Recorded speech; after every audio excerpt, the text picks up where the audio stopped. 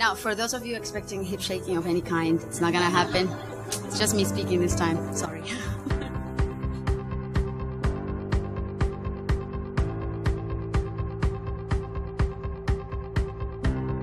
Growing up in a developing country gives you a different perspective. I was exposed to both sides. Kids who had it all, and kids who had nothing. No roof over their heads, no food in their stomach. And that just didn't add up. I established my foundation, and with that I was feeling that I was kind of like contributing somehow to change what for so long bothered me that much.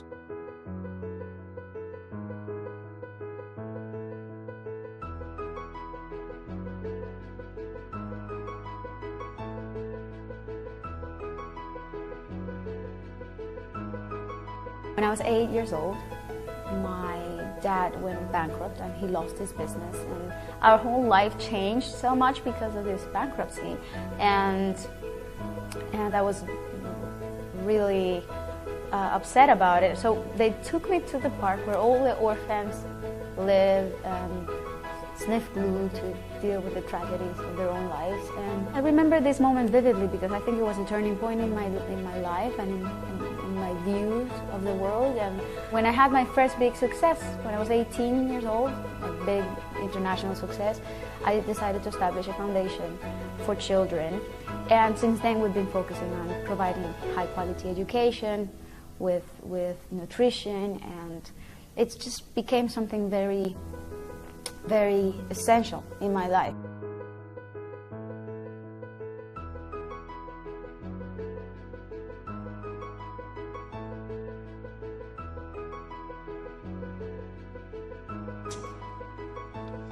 Who will help us manage our resources more efficiently and sustainably going forward from here to the next 20 years?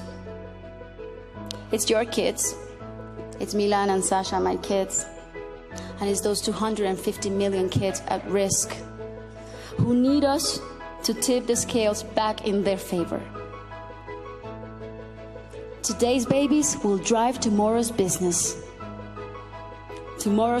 Today's babies, with their future productivity, will fuel tomorrow's economies.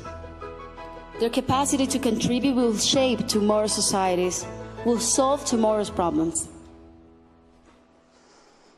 All of you here today have a critical role to play. So what can you do?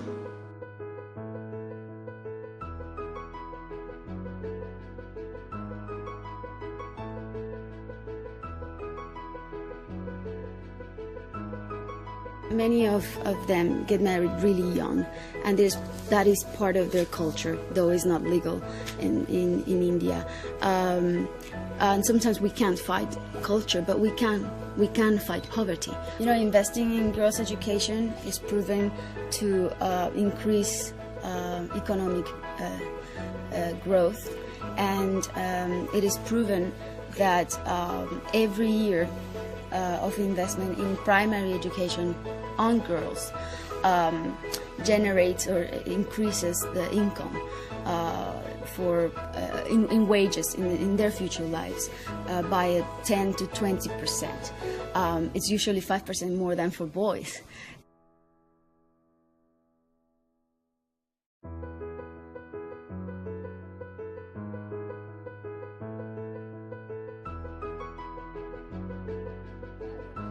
Witnessing the devastation firsthand is UNICEF Goodwill Ambassador and international superstar Shakira. This young couple told Shakira that they had lost 2 of their children, and this old woman recalled her ordeal of surviving by climbing on top of a tree. To attend the needs of children affected by the cyclone, UNICEF has set up more than 60 safe havens like this. Children, including many orphans like 11-year-old Nipa, are looked after and given opportunities to play and learn. More centers will be established in the coming weeks to provide psychosocial support to 20,000 children. At this primary school heavily damaged by the cyclone, Students welcomed their guest with a folk song. School is always an oasis in the middle of any tragedy. School goes beyond education. It's the space where kids can grow in a healthy environment, away from their troubles for at least a few hours, and they can be children again.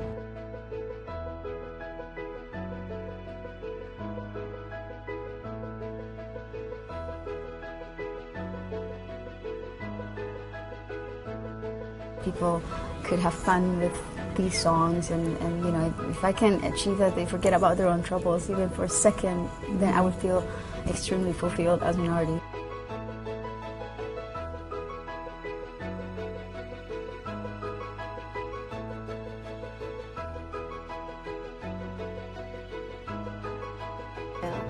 So you know, you go through difficult moments. Everybody does, and I've been through difficult moments myself. But there's always the sun that's inside of us and that never extinguishes. And this, I call it the sun within, and I think it has come out.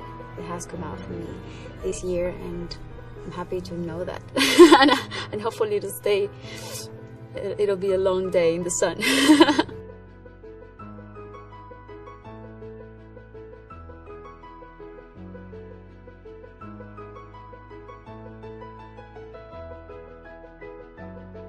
Idea of coming out during my show, coming out from the audience, it changes everything for me.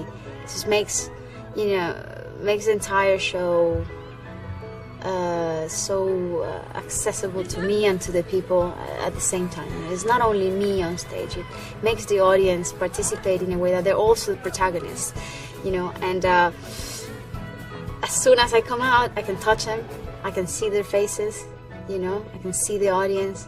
I know how they react to every song. It's just immediate communication. There are no gaps in between us. There is no communication breakdown. It's completely solid all throughout the show, from the beginning to the end.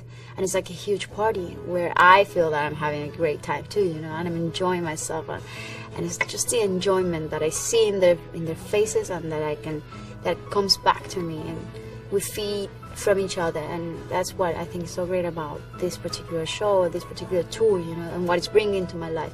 Every night after I finish with the show, I'm not tired at all. I mean, I used to get off stage with a banana, you know, trying to bring my potassium levels up again, and my brother used to carry me. I remember when I was 18 years old and 20 years old, my first tour. It was like an hour and 15 minutes long, my show, because I didn't have a big repertoire, and he would carry me because I'd be so weak, you know. But now I'm just like, hey, so how's everything? Let's just go. Where are we going? You know, I'm so energized, and it's great. It's a great feeling. I think the audience is giving me all that.